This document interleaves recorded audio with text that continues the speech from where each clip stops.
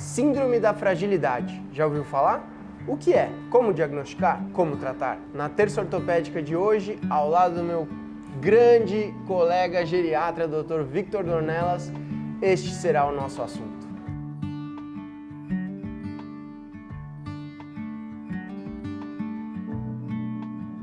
Bem-vindos a mais uma terça ortopédica. Eu sou o Dr. Eric Cury. Victor Dornelas, muito obrigado. Prazer, Eric. Obrigado pelo convite novamente. Prazer em te receber aqui mais uma vez. E queremos todos saber o que é a síndrome da fragilidade. Bom, obrigado. Bom, para nós geriatras, esse é um dos assuntos mais caros e mais relevantes que existem. É um conceito aí que existe formalmente desde 2001. Tá? Foi a Linda Fried, que é uma geriatra epidemiologista ativa estadunidense, das mais importantes que nós temos até hoje. Ela viu que uma característica que vinha acontecendo em um certo grupo de pacientes era que determinados pacientes tinham uma reserva sistêmica diminuída relacionada à idade. E o que isso acontecia? Eles tinham uma capacidade muito limitada de reagir aos insultos. Então, há uma infecção, há um trauma, há uma internação, e a cada vez que isso acontecia, esses pacientes pioravam. Ela viu que esses pacientes tinham características em comum e definiu isso como síndrome de fragilidade. Muito bem. Então a reserva é meio, se estivesse num jogo de videogame, a vida que você tem ali para continuar a batalha, assim. Exatamente. E esses pacientes têm uma reserva diminuída, com impacto no dia a dia, e isso é muito, muito, muito importante. Os pacientes que já estão vivendo assim no limite da capacidade funcional do organismo, né? E daí os insultos que você disse, então vem uma infecção, tem uma queda, tem algum problema emocional talvez, qualquer coisa faz com que aquela homeostase, né, aquele status basal para a vida se manter, seja afetado. Exatamente. Tá.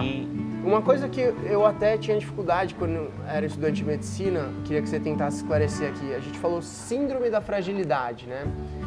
Isso é um diagnóstico, correto?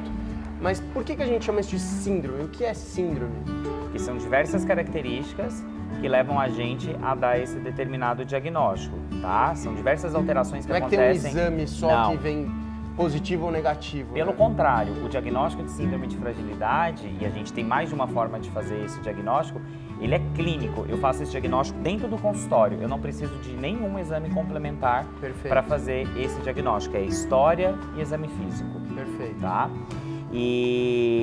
Para nós isso é muito importante, porque, por exemplo, Eric, se eu tenho dois pacientes da mesma idade, um paciente frágil, um paciente que não é frágil, esse paciente que é frágil, ele tem maior risco de morrer, de ser hospitalizado, de ter quedas frequentes, de piorar a qualidade de vida, inclusive de ser institucionalizado. Então é um diagnóstico extremamente importante.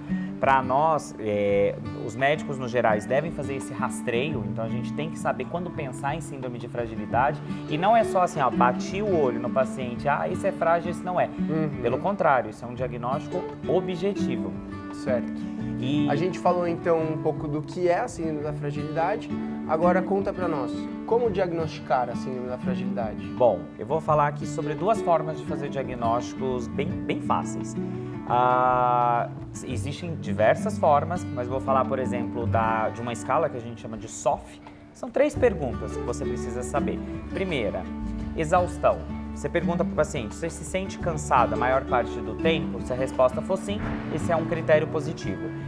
Teve perda de peso no último ano de mais de 5% do peso corporal, seja ela intencional ou não? Se a resposta for sim, esse é mais um dos diagnósticos. E a outra forma de diagnosticar, dentro ainda da escala SOF, se esse paciente consegue sentar e levantar 5 vezes consecutivas sem o apoio dos braços. Então, um teste. Um teste, como se a gente estivesse numa cadeira que nem essa. Vamos fazer esse teste. O paciente levanta 5 vezes e senta. Você faz isso repetidamente. Se o paciente conseguiu fazer isso 5 vezes sem maiores dificuldades, ele não tem o critério. Se ele não conseguiu, isso é positivo. Então, desses 3... Não tem tempo. Nesse teste não tem tempo, é só conseguir cumprir a tarefa, não pode ter o apoio dos braços. E nisso eu tô vendo muito força de quadríceps, né? Perfeito. Então, o diagnóstico de síndrome da fragilidade, 3 tópicos. Dá para você mesmo rastrear isso com seus parentes. Se ele não é negativo para os 3, ele é robusto. Então, o oposto de frágil é robusto. Legal. Se ele tem um critério positivo, ele é pré-frágil. Esse paciente tem risco. Assim como eu tenho pré-diabético, eu tenho pré-frágil. Se ele tem 2 ou mais, está fechado o diagnóstico de fragilidade pela escala SOF, tá? Perfeito. Trazendo para a ortopedia, então, se estiver com a perna quebrada, provavelmente você vai se sentir exausto, não vai conseguir levantar e sentar, então eu posso chamar de frágil? Não necessariamente, mas ele pode ter quebrado porque era frágil. Aí sim, na população geriátrica, né? E vamos trazer depois o assunto para a ortopedia. Então, o paciente que tem a síndrome da fragilidade, ele tem maior risco de queda?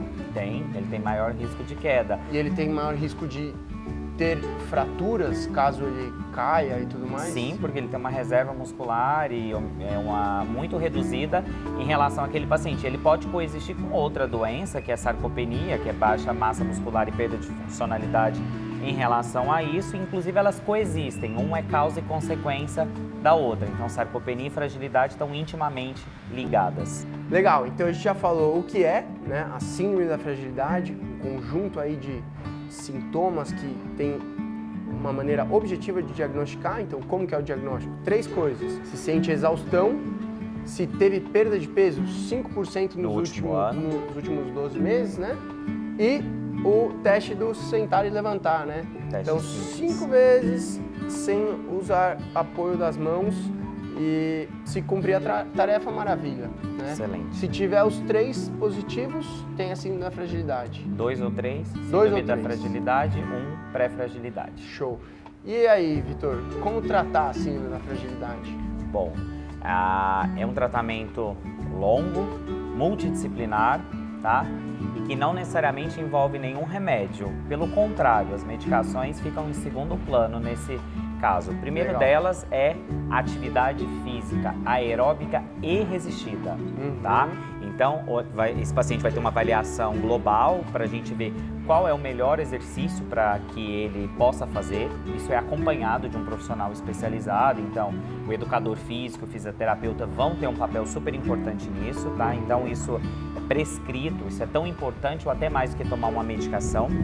A outra tríade, a outra braço do tratamento, que é uma tríade, é a alimentação, tá? Legal. Então, esse paciente tem que ter uma avaliação nutricional, tem que ter uma triagem de desnutrição feita, tem que ter suplementação proteica, tá? Aqui é algo meio genérico, mas pelo menos 1,2 gramas de proteína por quilo de peso. Legal. Alguns pacientes por dia, alguns pacientes a gente chega a fazer 1,5 gramas por quilo dia de proteína. Então, às vezes você prescreve até whey, outros suplementos alimentares. Bacana. Esse paciente, é óbvio que a dieta é sempre preferencial, mas muitas vezes a gente precisa de suplemento e cada paciente vai ter um suplemento diferente. Então aqui a gente falou whey, mas para um vai ser um suplemento que vai ser baixo teor glicêmico porque tem diabetes, o outro porque tem alguma outra problema de cicatrização, vai precisar de um aporte um pouco maior ou mesmo uma insuficiência renal, então a gente vai individualizar isso. Perfeito. E a outra é o controle das comorbidades, né? Então a gente também tem que atuar nas comorbidades clínicas desse paciente e compensá-las adequadamente para isso. O mais importante dizer é um tratamento longo, o acompanhamento é muito frequente, então pacientes que estão em tratamento de síndrome da fragilidade, eu vejo pelo menos uma vez por mês ou no máximo a cada 2 meses, tá? A gente tem que ter ali de pertinho, medir circunferência de panturrilha, ver a força de pressão palmar, medir a velocidade de marcha, porque a gente tem critérios objetivos de ver a melhora desse paciente. Então, o paciente que tem a síndrome da fragilidade é um paciente que está em risco, né? Está em risco de descer cada vez mais e chegar num ponto que talvez a gente não consiga mais recuperar. Então é fundamental a gente tentar pegar esses que estão em risco de fragilidade, né? São todas medidas, na verdade, de promoção à saúde. Então, atividade física, a gente quer manter a massa muscular, né? O idoso que perde massa muscular, que está sarcopênico, muito difícil ganhar massa muscular, né? E a alimentação, muitas vezes o idoso tem uma dieta muito repetitiva e acaba faltando nutrientes, né? Se ele não tem uma rede de apoio ali para ajudar nesse aporte nutricional. e o controle das comorbidades, muitas delas silenciosas durante toda a vida adulta que vão se manifestar lá na frente. Então, a hipertensão que nunca foi levada a sério, o diabetes que, mais ou menos, né? Então, a dislipidemia, síndrome metabólica como um todo, né? Enfim, então, a gente tentar pegar e prevenir tudo isso. E, Vitor, você estava me contando que tem estudos que mostram a importância de pegar da sobrevida, né? Um estudo bem impactante que teve foi o COFRAIL, que foi conduzido aqui pelo Serviço de Geriatria da USP. Eu tive a oportunidade de fazer parte do grupo. Quem liderou foi o Dr. Marlon Aliberti. Durante a Covid-19, os pacientes que internaram no Hospital das Clínicas, então pacientes graves, que tiveram formas graves de Covid, a gente tentou identificar qual que era o fator de pior prognóstico nos idosos.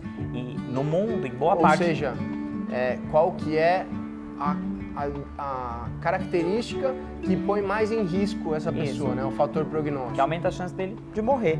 E no mundo se acreditava que na população geriátrica era a idade, tá? E o que o Dr. Marlon no estudo conseguiu comprovar é que a fragilidade foi o fator que teve maior impacto no prognóstico desses pacientes, né? Então quem tinha fragilidade morreu mais, teve um desfecho pior. Então esse é um dos motivos a mais aqui exemplificado em uma doença, mas a gente poderia extrapolar isso para as outras. O paciente em fragilidade, ele precisa de intervenção imediata, porque ele está em risco de morte, de piora da qualidade de vida e de perda funcional. E aquele em pré-fragilidade, ele precisa de intervenção para não avançar para essa etapa, para que a gente, inclusive, consiga regredir isso. E é importante essa mensagem, a gente sim consegue regredir. Legal. Em pacientes que a gente tira da fragilidade, joga na pré-fragilidade ou às vezes até no robusto, e o contrário também. Não é um título de doença que ele vai ter que pelo necessariamente contrário, carregar para é si. extremamente dinâmico. Legal. Então, como a gente comentou dos critérios diagnósticos, não entra idade, né? E isso que o Vitor está trazendo se um paciente tem 90 anos e não tem fragilidade e um outro de 70 anos com síndrome da fragilidade e os dois pegam Covid, quem tem pior prognóstico não é necessariamente o mais velho. É aquele que sim, que tem fragilidade. Exato, como se eu tivesse dois pacientes com fratura do colo do fêmur. Aquele de 90 que não era frágil, que por algum motivo aconteceu, diferente daquele de 70 que já tem a síndrome da fragilidade instalada, o prognóstico dele é Sem muito dúvida. mais difícil e muito mais reservado do que aquele outro paciente que não é frágil. Operar pacientes que têm síndrome da fragilidade é muito mais desafiador e muito mais grave, né? A qualidade do osso é muito pior, então o resultado da osteossíntese, da fixação do material ortopédico ao osso é pior, a chance de infecção aumenta, a sarcopenia vai aumentar muito mais, porque o tempo acamado vai ser maior, né? Enfim, mas muito legal que você trouxe esse assunto, é algo muito importante que a gente pode ajudar quem está ao nosso entorno e a nós mesmos para envelhecer com saúde, né? Sempre gosto de falar para as pessoas que o geriatra não é o médico do velho, mas daquele que quer envelhecer com saúde. Então, a partir dos 50 anos... 50 com certeza, alguns estudos já mostram 45. Olha lá. E desde sempre tentar viver com saúde, né? Vitor Dornelas, muito obrigado. Eu agradeço novamente o convite. Um prazer te receber aqui, sempre aprendo muito com você. Obrigado a todos vocês pelo seu tempo e nos vemos numa próxima terça ortopédica.